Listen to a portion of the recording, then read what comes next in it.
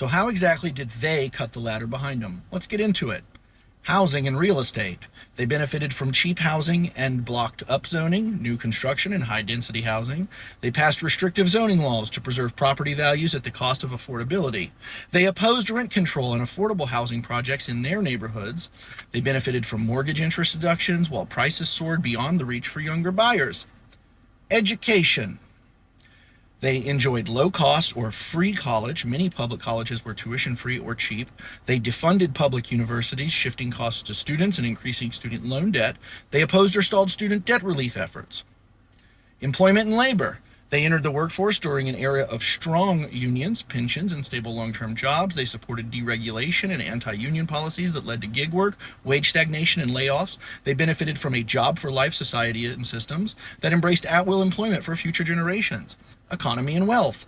They benefited from post-World War II economic booms, cheap energy, and mass industrial growth. They lowered taxes on capital gains and wealth while increasing consumption taxes that hit the poor. They opposed wealth redistributions, things like UBI or progressive taxation. They accumulated wealth and then hoarded assets, contributing to intergenerational inequality.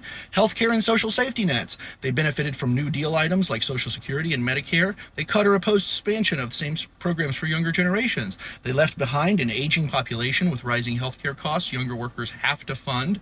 The environment. They consumed heavily during a carbon-rich growth period with minimal regulation. They then opposed environmental reforms that would threaten profits or lifestyles. They delayed climate action, leaving the worst effects for younger generations. Politics and governments. They gerrymandered districts and restricted voting access to maintain power as demographics shifted. They supported policies that inflated deficits without sustainable revenue, like tax cuts without cuts to spending. They elected leaders who deregulated and privatized public services, weakening institutional trust.